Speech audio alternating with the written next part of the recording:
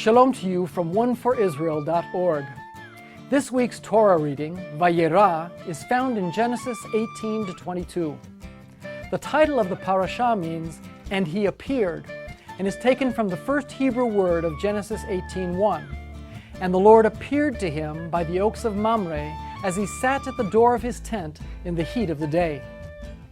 The life of Abraham, as recorded in Scripture, began with Lech Lecha, God's call to go forth from Ur of the Chaldees, as recorded in Genesis 12, 1 through 3.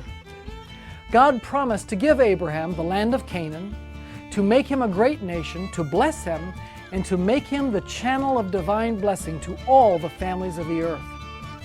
Our Torah portion, Parashat Vayera, records the climactic events in the life of Abraham in which the divine promises begin to be fulfilled. Genesis 18 begins with the renewed promise of Isaac's birth, when God appeared to Abraham, accompanied by two angels. But then God shifts the conversation to the main intent of his visit, to warn Abraham of the coming judgment of Sodom, where Abraham's nephew Lot had settled. God's reason for revealing his purposes to Abraham is given in verses 17 through 19. The Lord said, "Shall I hide from Abraham what I am about to do? Seeing that Abraham shall surely become a great and mighty nation, and all the nations of the earth shall be blessed in him. For I have chosen him, that he may command his children and his household after him to keep the way of the Lord by doing righteousness and justice, so that the Lord may bring to Abraham what he has promised him." God's deliberations reaffirm the certainty that the covenant promises to Abraham will ultimately be fulfilled. He says, "Abraham shall surely become a great nation, and all the nations shall be blessed in him." In token fulfillment of God's calling, Abraham intercedes on behalf of the entire city of Sodom, negotiating a stay of execution if only 10 righteous people can be found there. Abraham was concerned to bless not only his own relatives, but all the nations of the earth as well. Secondly, God reveals the conditions under which this certain ultimate fulfillment of the promises will be realized in history, when Abraham's descendants keep the way of the Lord by doing righteousness and justice, so that the Lord may bring to Abraham what he has promised him.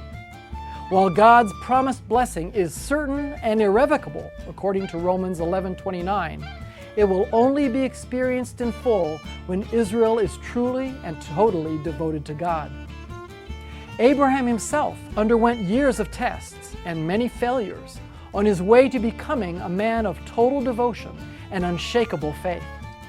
God's refining work in Abraham's life was tested and proven in the final chapter of our portion, which opens with a second divine call to go forth, this time to sacrifice his beloved son Isaac on Mount Moriah. Abraham rose early to fulfill the divine command, and as he raised the knife to slaughter the child of promise, the angel of the Lord stopped his hand and said, "By myself I have sworn, declares the Lord, because you have done this, and have not withheld your son, your only son, I will surely bless you, and I will surely multiply your offspring as the stars of the heaven and as the sand that is on the seashore.